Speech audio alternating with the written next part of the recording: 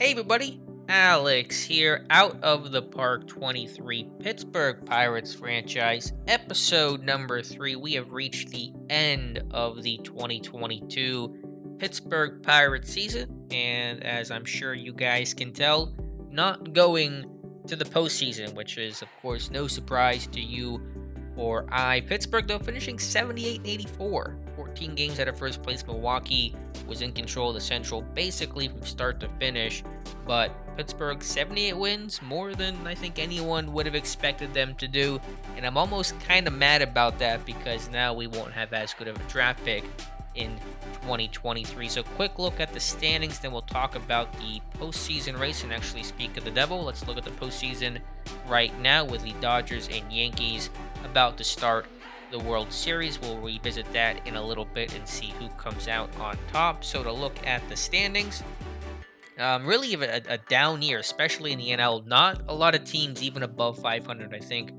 the Braves, the Mets, the Brewers, the Dodgers, the Padres, and the Diamondbacks. And so in the Central, only one team, Milwaukee, above 500. So that was a real chance for us if we just kind of played a bit better, had a slightly better offense that wasn't just a dumpster fire.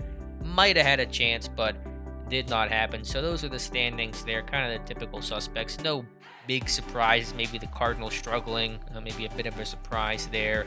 That's probably about it. The AL East got less competitive than the last time we looked at it. Yeah, not seeing anything that seems too shocking to my eye. So that's how things look. For the Pirates, we'll look at the info section here and just go through. We definitely punched above our weight. That's one of my favorite phrases to use. The Pythagorean record had us at 73 and 89. Not that great on the road. Did not play well against left-handed pitching, 23 and 31, compared to actually being over 500 against righties, 55 and 53. Weirdly got hot late in the year for some reason. 15-13 in August, 15 and 12 in September, 3 and 2 in October. So a slight surge thereafter, really struggling the months May, June, and July. Big thing I'm sure you've picked up on and probably didn't hear a word I said because you're so focused on how bad this offense is, and my goodness is it just about as bad can be. Last in batting average, on base percentage, slugging percentage, on base plus slugging, WAR, runs scored, hits, home runs. Let me take a breath here. In the categories we weren't in last, we were pretty darn close. 14th in extra base hits, 12th in base running, 10th in walks. Did okay in terms of not striking out, but that was about it. Our pitching, it certainly came back to earth compared to where it was early, about the first month or two of the season. The finish, average overall, 6th in starters ERA, 9th in bullpen ERA, 6th in WAR. See the numbers there. And so pitching was the quote-unquote strength of this team, but certainly still left a fair amount to be desired. Taking a look at some of the numbers for our batters this year, only 2 players currently on the roster with a WRC plus above 100. That was Brian Reynolds, and how about Daniel Vogelbach getting hot really late in the year, had an injury, and so he got healthy, and so that was important for him.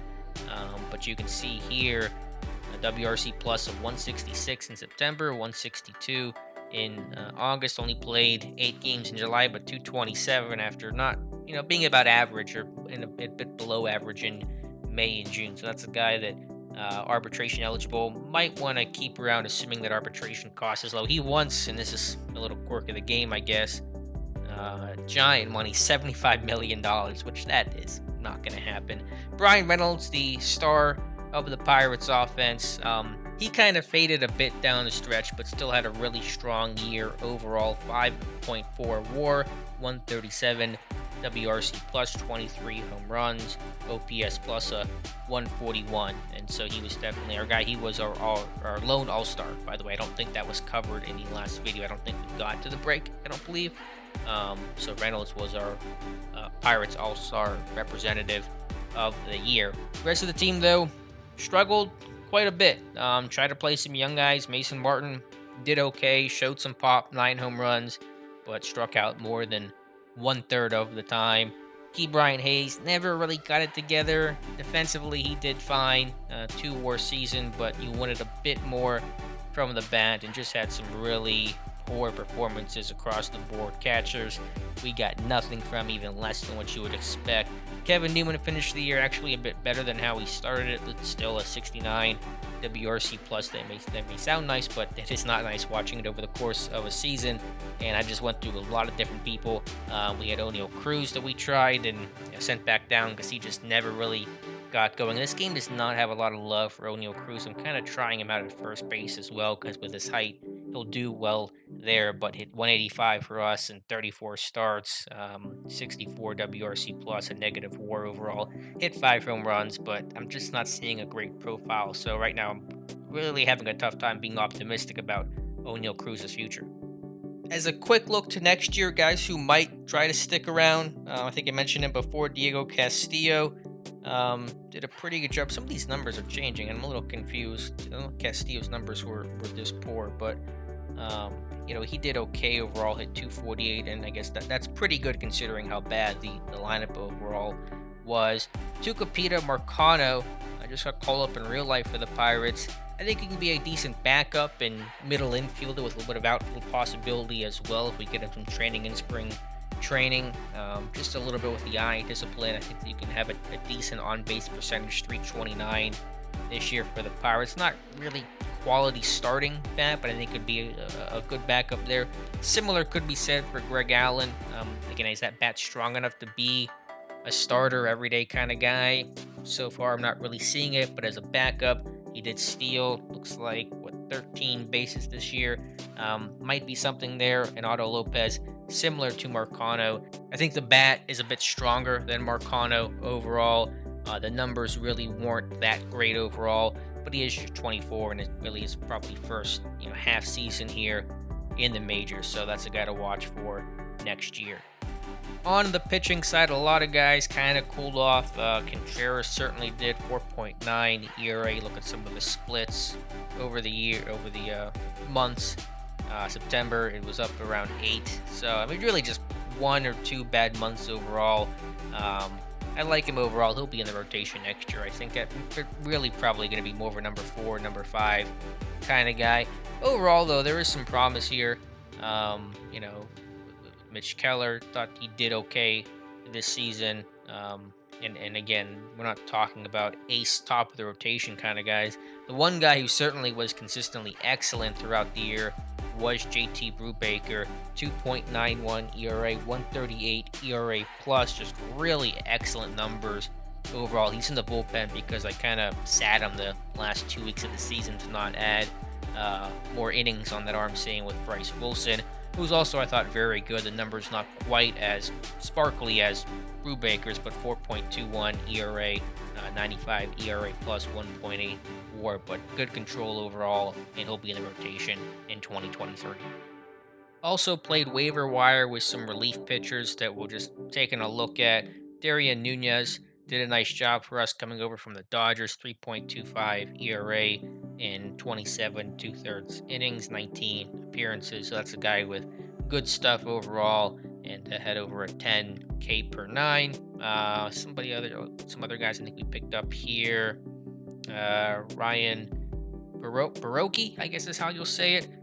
He got hurt for us for a brief time, but when he was pitching, was excellent. A sub-2 ERA. Good sinker, slider, changeup combination there. I think a sidearm guy as well. So let's see what the splits on that are. Yeah, much better against lefties than righties. A guy that probably hang around. He's arbitration eligible. Should be in spring training for us next year. Overall, quick look at the draft class to see how they're doing. Kumar Rocker was excellent. He was in Double-A for his 2.61 ERA in 11 starts. The walks, really not a big deal. I was surprised and pleasantly surprised by that. Never got him into a whole lot of trouble, and so I thought he was excellent overall. So that makes me feel good about where our first-round pick is at. Other guys, high school guys, it's a lot harder to judge right now. I think the first baseman, Nolan Schubart, did a nice job in rookie ball. Hit 258, 130 WRC plus, but it's hard to really get a good read on these guys overall. I think some of them had some injuries as well, but Rocker's the guy that was the most developed, most advanced, and so far seems to be doing pretty well for himself. So let me run through the next couple of days. We'll finish up the postseason and see who won the World Series, either the Dodgers or the Yankees. And guess who? It's the LA Dodgers winning the World Series, beating the Yankees in 6 games. They won the last game of the year 3-0 over New York. And so no surprise there. The Dodgers with their dominance and their payroll and all that fun stuff. Who was the MVP? Does it say who the MVP was? Give me 1 second. Let me see if I can find it. All right, there it is. Will Smith, the catcher, was MVP. It looks like he did a bang-up job there in the World Series with hits in every single game. So one of the best catchers, probably the best catcher in baseball, I would say. So those are your champs, the LA Dodgers.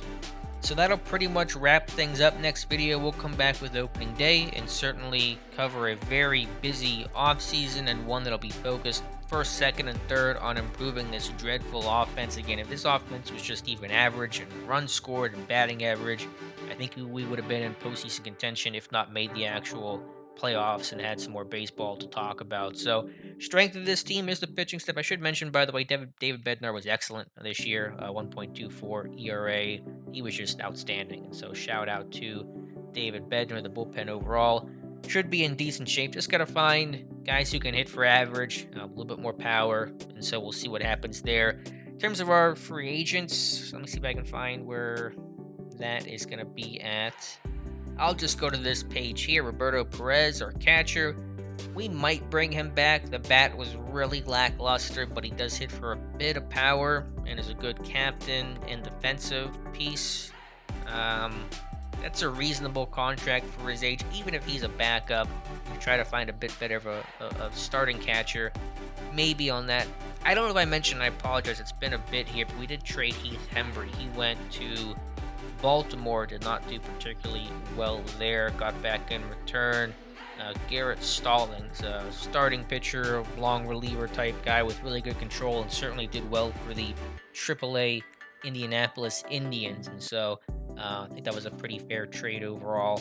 We'll see what happens there. That guy's not going to be too much, but maybe a long relief guy for the Pirates. And so those are the key names there, I think. Dwayne Underwood Jr. got hurt. He's got a torn rotator cuff. He's a free agent.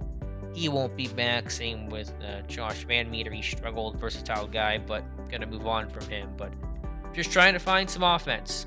Looking probably for more help at catcher. Probably maybe at shortstop. Maybe something better in right field. First base. Not entirely sure what the picture's going to be for the Pirates, but just adding better bats overall. We do have a bit of money to play with as well. And so I like where we're at financially for one for the Pittsburgh Pirates. And so that's where we'll leave things. We'll come back with the offseason, talk about the many changes that'll be made to this team, and start the 2023 season. So let me know your thoughts in the comments below. Appreciate you guys watching, and we'll talk to you soon.